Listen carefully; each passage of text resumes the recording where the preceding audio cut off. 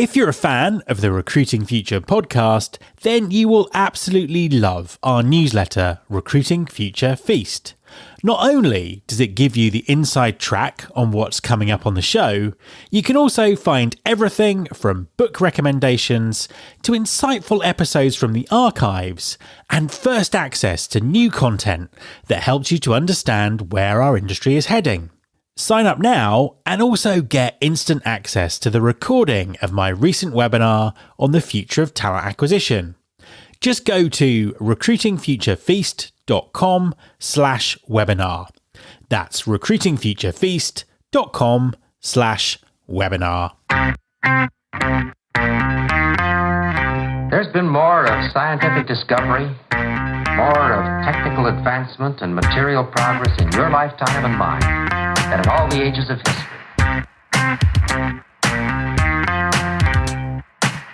Hi there, this is Matt Alder. Welcome to episode 528 of the Recruiting Future podcast. It's very encouraging that an increasing number of employers are committing to play their part in improving social mobility. It is becoming clear, though, that transactional and short-term attempts at talent engagement do not yield the results needed for employers or the communities they seek to engage. So what can employers learn from non-profits that achieve positive outcomes that do improve social mobility? My guest this week is Irene Shih, CEO of Minds Matter Bay Area. This education non-profit connects driven and determined students from low-income families with people, preparation, and possibilities to succeed in college. Minds Matter Bay Area has been incredibly successful with its mission, and Irene has some critical learnings to share that employers focusing on social mobility will find extremely valuable. Hi Irene, and welcome to the podcast. Hi Matt, thank you for having me. Excited to be here. An absolute pleasure to have you on the show. Please could you introduce yourself and tell us what you do? Yeah, absolutely.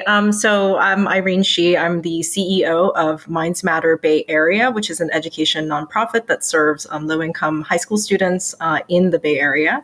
In terms of my background, I've been working in education for nearly 20 years, always in service of low-income communities. And, I've taken quite a journey, I think, through education from starting in the classroom. I first and foremost see myself as an educator. I was with Teach for America and taught middle and high school students. From there, I entered into the world of policy, have had the opportunity to also advise system-level leaders like superintendents and principals on their journey to thinking about talent development in their system. So, and just before I came back to the Bay Area in this current role, I was working in state level education policy in Connecticut. Fantastic stuff. And tell us a little bit more about Minds Matter and the problems and issues that you're addressing. Absolutely. So Minds Matter Bay Area, again, we are an education nonprofit. We are in service of, low-income students. And the primary problem we are solving for is something called college undermatching. And so this is kind of a lesser known issue, but among low-income students, obviously we talk a lot about, college success and getting to college, but actually a lesser known issue is that there are actually plenty of students that qualify for top colleges, more competitive colleges, and they are not able to go, often because they aren't, given the guidance. They don't necessarily see themselves as fitting into these spaces because they've sort of taken themselves out of the running in terms of not having the confidence to apply. And also, largely because, there is, the process is becoming more and more of a black box. It's becoming more and more complex in terms of how to apply to college in this country, especially to the most competitive schools. And so oftentimes not having, an older brother or sister, not having, a dedicated counselor at school who can really guide you through that process means that they're, even if they could qualify, they're not, able to access this wonderful opportunity. Now, we care about that. And I want to go a step further to talking about why we care about college undermatching. So, there have been plenty of studies that have actually shown that one of the most, in fact, the most important differentiator for low-income students in terms of helping them rewrite their socioeconomic trajectory is the college and the quality of the college they go to. This is far more true for low-income students than it is for their higher income peers, because what these students are able to get access to when they go to a competitive school is actually better networks, and of course also better facilities, better resources. But all of these things are not necessarily things that they have growing up in the communities that they grow up in. And so being able to go to a college that opens those doors for them is so critical. And so we think about this as taking it a step further from just saying, oh, it's really important to help low-income students who can qualify, for great schools to get into these schools. It's actually about saying, once you actually get through those gates of a competitive college, it opens all of these incredible doors for you. And so we want to make sure that we, help you step through those gates. Absolutely. That makes perfect sense. Just digging a little bit further, tell us a little bit more about the barriers that are stopping young people from low-income backgrounds, getting into these colleges. Yeah, absolutely. There are really three key barriers. Low-income, high-achieving students are often prevented from attending top colleges because of three things. One is they are unfamiliar with options for higher education. Two, they are not provided with guidance to navigate the elite admissions process. And three, they are often lacking in the confidence to apply to selective schools. And again, not because they are not able, they have plenty of capability to do it, but they just often don't, see themselves as that. They sort of write themselves out right before that's even true. And how do you go about addressing the problem? Well, our program really focuses on, here's what I will say. I'll pull back for a moment. There are lots of different sort of mentorship programs in the Bay Area and obviously around the country. I think that when I talk about us as a mentorship program, the thing I really anchor on is we are quite a boutique organization. We're very focused on building in-depth relationships between our volunteers who serve as mentors and instructors and, counselors to our mentees. And we build that relationship over the course of many years. And so I'm going to talk about our program for a moment, but the thing that I want us as an audience to just imagine is that all of this program is really delivered by incredibly dedicated volunteers who are on the journey with our students, not just for, a semester or even a year, but actually for 3 years and often even longer. So these are the components of our program. One is dedicated mentoring. So each of our students gets access to 2 volunteer mentors that work with them every week throughout the school year for 3 years in high school. The second is weekly instruction. So this is primarily, SAT, ACT test prep, but also as it relates to, subject area knowledge, there's also tutoring as well on some of these subject areas. And there is a component that we call summer learning.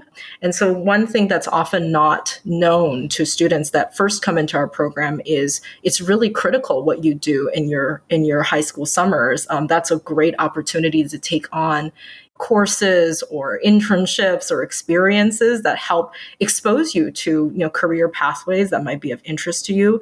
So what we do is we support our students to apply for, college programs in their sophomore summer that help them, get to college campuses, take college level coursework, but also expose them to what it feels like to live on a college campus for several weeks, because that's an experience that almost no one in their immediate family or community can necessarily tell them about. And so they get to live that firsthand. And then in their junior year summer, we support them to, further their career exploration by thinking about, taking on internships, attending, multi-week seminars, participating in and developing their own research projects on subjects that they're really interested in, that they believe could further their career exploration. And we fund these opportunities for students as well. So not only do we help them walk through the process of how to develop, what it is that they want to explore in the summers, but we also make sure that they are funded and that it's a feasible project for them. And the last bit of what we do as a program, of course, is incredibly focused on college applications and financial aid. We have a team that is dedicated to helping our students think about every juncture of that process. So, of course, developing the list of schools that they want to apply to, putting together the applications, really thinking through the personal statements that they craft for each of their applications. They actually get quite a bit of one-on-one support in terms of writing their personal statements. And then, of course, moving through the multitude of different financial aid opportunities that exist and making sure that they're putting really putting themselves out there, because, our students actually end up qualifying for lots of, different financial aid opportunities, but oftentimes the barrier is just not even knowing that those opportunities exist. So that team is really there to support them through that process. And of course, their mentors are always there with them as well. So I took a long road here to describe what we do, but again, try to just imagine that all of this is really being delivered week over week over week for several years by an incredibly dedicated team of volunteers. Most of our volunteers are also young professionals in the Bay Area who have recently really lived through some of what our students have lived through. So there's a bit of a near peer effect in terms of them being able to pass or pay forward what they recently learned to our mentees as well. And how early in high school did you start working with people? Yeah, our students come in sophomore year, at the start of sophomore year, and we work with them in this high school program component all the way through senior graduation, college matriculation. And then, we actually continue to support our alumni by making sure that they're plugged into our network. There are plenty of career networking and in fact, career opportunities that we expose our alumni to. And then, of course, because of the deep relationships they build throughout their time in our program, most of those relationships actually end up carrying on into their college and even career sort of journeys. Imagine how fast we could solve the world's biggest problems if more SaaS startups would gain traction sooner. Welcome to the Tech Entrepreneur on a Mission podcast. This podcast is dedicated to sharing experiences from B2B SaaS CEOs who are going above and beyond to deliver change that is noticed. You will hear their secrets and learn what is required to build a SaaS business that the world starts talking about and keeps talking about, and how to overcome the roadblocks to do so. I know that one of the things that you talk about is economic connectedness. What is that and why is it so important? There's this wonderful New York Times article that came out, I want to say about 6 or 8 months ago, and it was featuring a study done by Harvard economist Raj Chetty and his team. And what they were looking at was, I think, something like 72 million Facebook profiles. And among those 72 million people, studied about 21 billion relationships. And what they were trying to understand is, what are the interventions that actually lift people out of poverty? What are the interventions that actually work best? And what was really surprising to come out of that study was that, in fact, of all of the different interventions that have been tried, including ones that actually are typically found to be rather useful, things like busing and school integration, which definitely has degrees of success, none of those were actually considered more effective than this one thing, which is called cross-class friendships. So cross-class friendships meaning deep, meaningful connections formed between people of different socioeconomic backgrounds. And the more tendrils of connections that exist between someone that is from a sort of lower income family, right, with someone that has access to different and more resources, the more likely that person of a lower income background is to be able to sort of rewrite their socioeconomic future and be able to really escape intergenerational poverty. And so this was really at the core of how we define not we, but just really the idea of economic connectedness, is these tendrils of connection, meaningful connection between people of different socioeconomic backgrounds.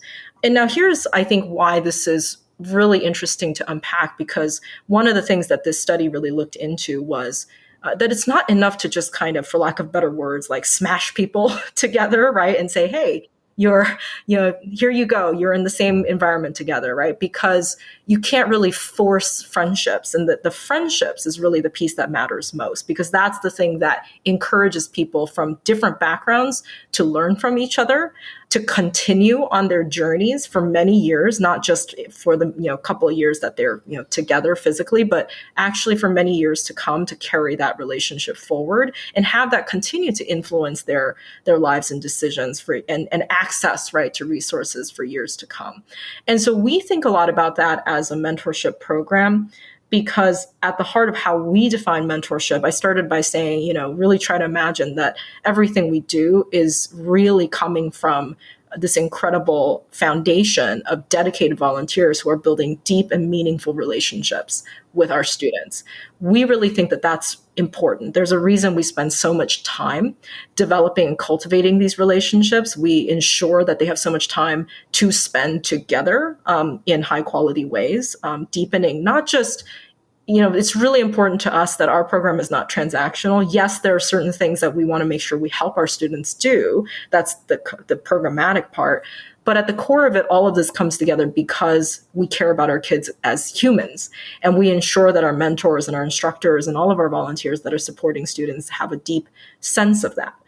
Because the hope is that that relationship that they invest in over the 3 years that they're in our high school program, it actually continues beyond our students' time in the high school program. And it usually does because of that investment early on. And what we believe, and I think this is kind of the neat thing is, our volunteers are, by the time they're serving in our program, they already have access to resources and spaces that are very different from what our students have access to. So they already are able to unlock, levels of resources and access points for our students.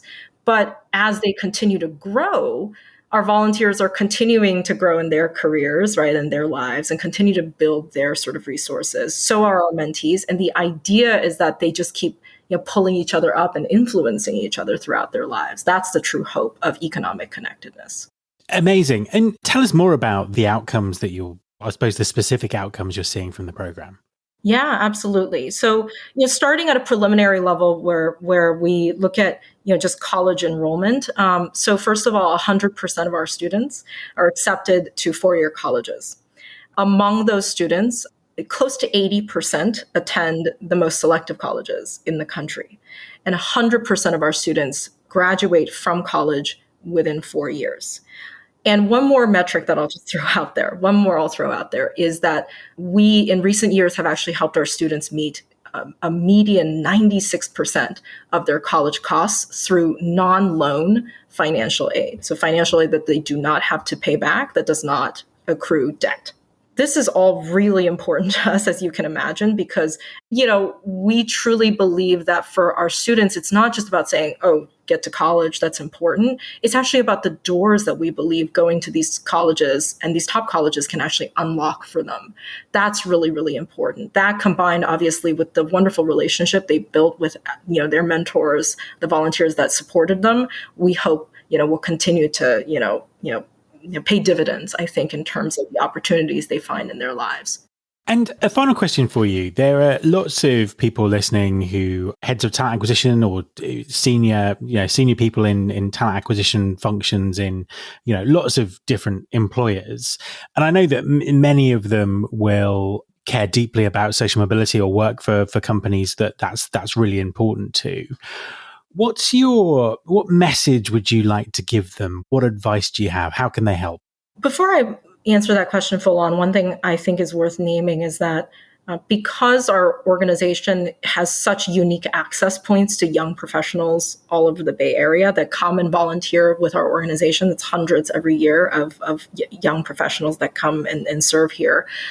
We also have a unique sort of opportunity to ensure that the industries that our volunteers represent can be sort of put in front of our mentees, right, while they're going through our high school program, and that they can see themselves as, potentially, working in any one of these industries, right? And actually, that's something that we capitalize on and think a lot about is how to make sure that, in addition to the depth of relationships we build, we are also building bridges, right, for our students who they would typically not expect to be able to find jobs, right, in these industries.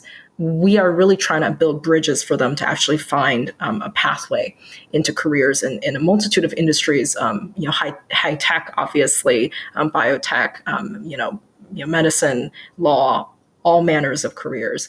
And so, but I would say one thing to that, right? I think one of the reasons that our mentees become so receptive, right, to this idea that, hey, there are these volunteers that support me that are in this organization, and they're working in all these different kind of companies, and I'd want to be curious about learning more about how to get my foot through the door, right, in one or more of these places. I think one of the reasons our students tend to be quite receptive to that is because they've built such a trust with the volunteers that support them. First of all, they know that there is no agenda here, right? There's no agenda. It's about helping you explore what's possible for you.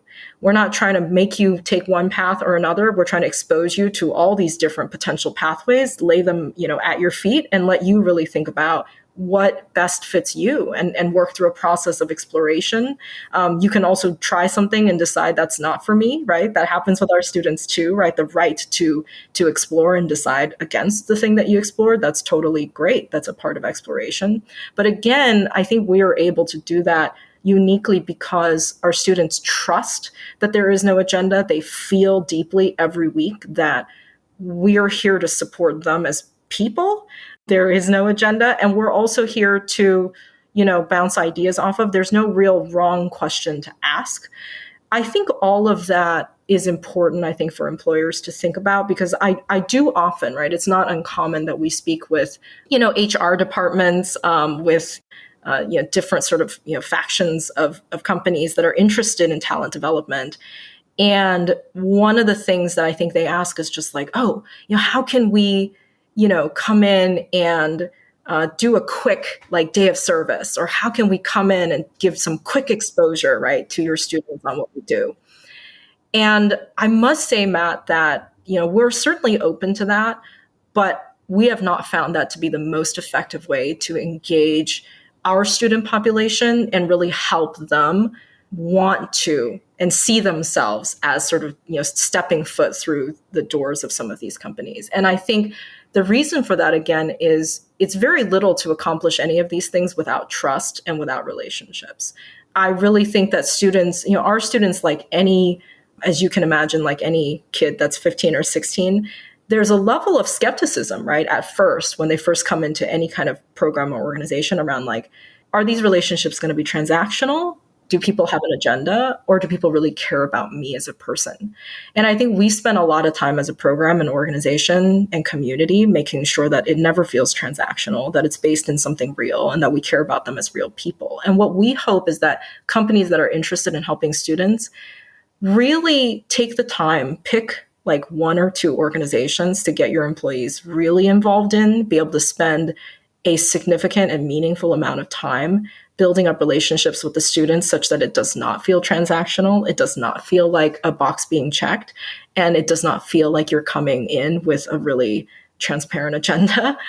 And I think if you can do that, you'll find that, you're more likely to, organically bring on students that very much want to be able to step through, the doors of your, wonderful offices, but they just need to believe that you're in it for them.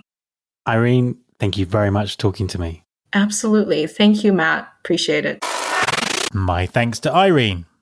You can subscribe to this podcast in Apple Podcasts, on Spotify, or via your podcasting app of choice. Please also follow the show on Instagram. You can find us by searching for Recruiting Future. You can search all the past episodes at recruitingfuture.com. On that site, you can also subscribe to our monthly newsletter, Recruiting Future Feast, and get the inside track about everything that's coming up on the show. Thanks very much for listening. I'll be back next time, and I hope you'll join me.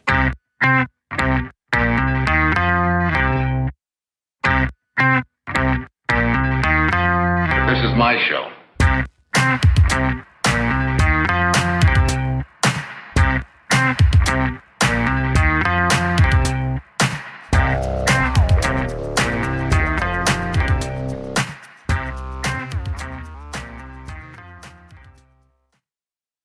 We are Jackie Clayton and Katie Van Horn, co-hosts of the Inclusive AF podcast. We're two diversity, equity, and inclusion peeps who love both what we have in common and what makes us different. During the day, we use our superpowers to block bias and break down systems that are inequitable within companies and create inclusive AF places to work. We're also BFFs who have tough conversations about our different lived experience. Come have a listen and learn something new.